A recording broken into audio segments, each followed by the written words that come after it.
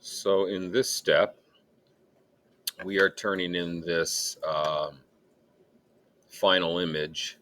We're going to turn it into a line drawing. This is the challenging phase. This is the one that takes the longest to do.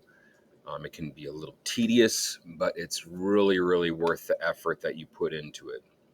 So the first thing I want to do is pop this PSD into Photoshop, and we want to save this as a JPEG. So File, Save a Copy, choose JPEG, and save your JPEG. I already have it saved, so I'm just going to close this out. We will not be needing this PSD anymore. All right, where are we at here?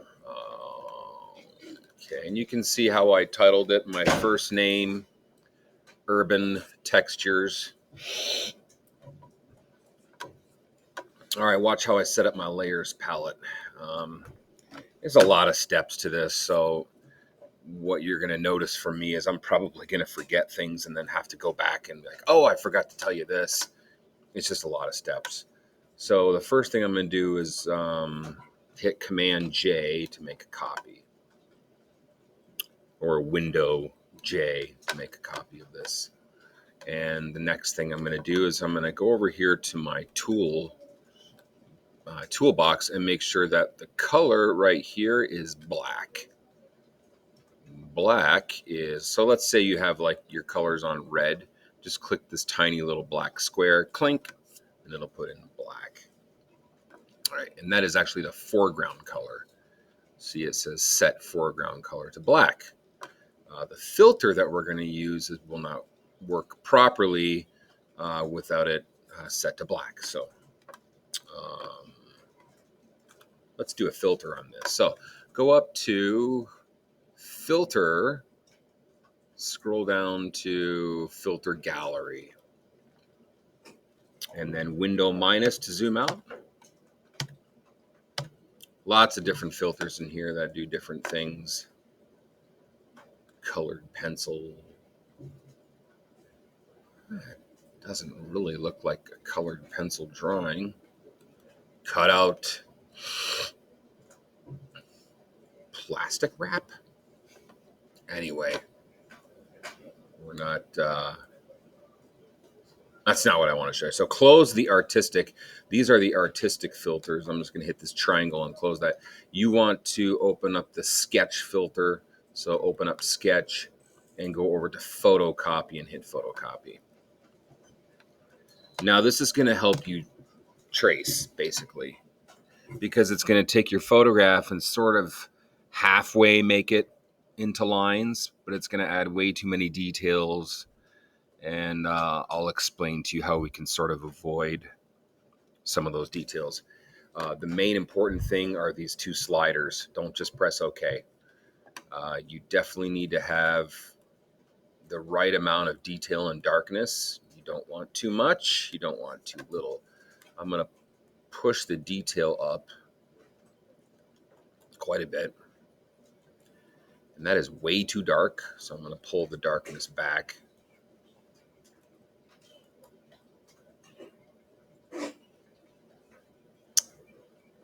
Pull it back some more. I have to leave for a meeting. You know where room C300 is? Okay, I'll try. Sorry. And you do know that you're on the screencast video, right? What? You're on the screencast video. Oh. Yeah. Hi, guys. Yeah, there you go. Nah, it's all right. Gives it a little more character. Now we got Mr. C in the background. He's on this video too. Maybe I'll bring out my alternate personality, Ryan. I better keep him caged away. All right. Like, look what happens if you pull up the darkness too far. It puts extra textures and spots that are actually not in the photograph. So that's why you don't want to go too high with the darkness. Helps to just start at 0. I'm going to go up to 3. Could I trace it from that? Nope, need a little more. Go up to 5. Push my detail up even more. Hopefully I can get this done within the 7-minute bell.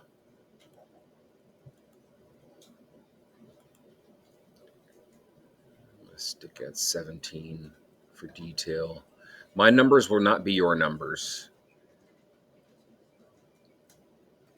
That's too much. The numbers here and the effect that those numbers have here on your picture, it's all about the lighting on your photograph, and all of our compositions are different, have different lightings, so your numbers here will be completely different. No two numbers will be the same. Just kind of depends on you. All right, so 17 and 5, that'll work. Press OK. I'll zoom out 1 just to sort of show you what to do next. Next, I'm going to lock this. You do not want to draw on that layer. After that, I'm going to make a blank layer by hitting this little plus icon. And I'm going to go over here and I'm going to switch these and put the white on top and the black on the bottom. And I'm going to go up to Edit, Fill, and choose foreground color. Okay.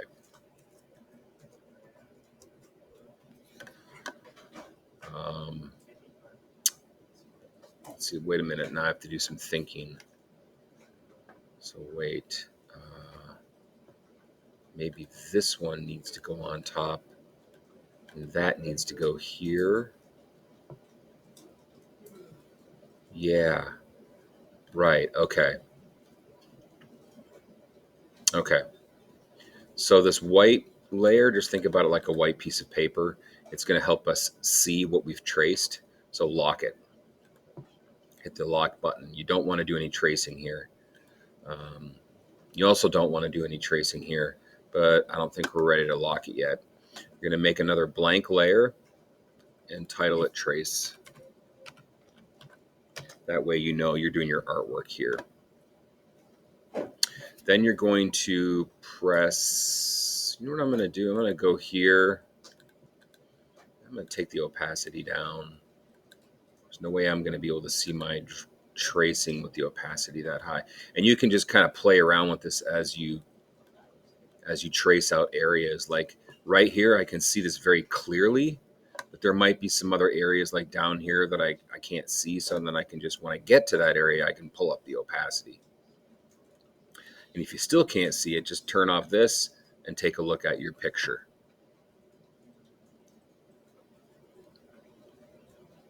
I'll be honest with you. Some students will skip this part. They will skip this. And they will trace directly using this. You are welcome to do that. If you think that on your image it's easier if you just trace using this and then not that, that's up to you. A lot of students use this, so I'm showing you this method first. But you can skip that method and go right to here. You're just skipping the filter method. I prefer this, and I have a feeling I'm going to use that too. You can use both. That would actually be really good if you kind of have this up as a backup. But like down here, I don't know what's going on down here. This is like a big cluster of, what is this, firewood? I mean, I can't see. So I'm going to turn that off, and then you can see a lot clearer what that is. All right, so what are we tracing with? We are tracing with either your mouse or you're going to use a drawing tablet. If you want a more natural feel, you're going to use a drawing tablet. I am going to use my drawing tablet. You're going to press B for the brush tool. That is B. You're going to right click and make sure it's on brush tool. You're going to go up here, make sure the opacity is 100, make sure the flow is 100. And you are going to start, make sure you don't go here. I'm going to lock that. You only want to trace on the tracing layer. That is going to be your artwork. All right. Left bracket key makes it smaller. Right bracket key makes your brush bigger. Window plus to zoom in. I don't know. Where do you want to start? Maybe I'll start over here. 2 minutes left till the bell. Yep, 100. This should go pretty dark. Oh, look what I did. Let's switch these back to black. See?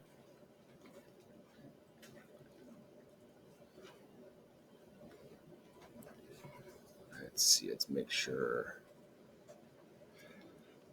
it's a little too thick. I'm going to go smaller.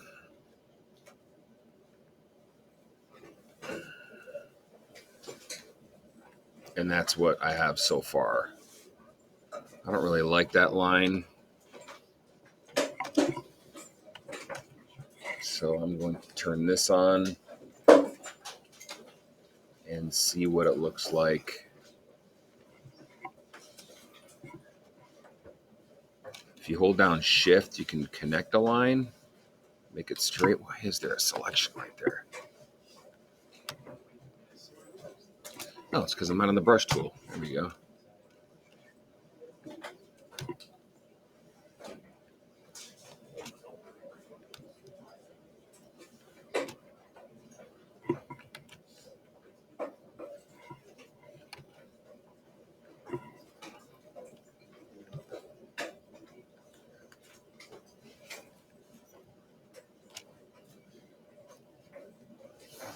You can see how tedious this is going to end up being.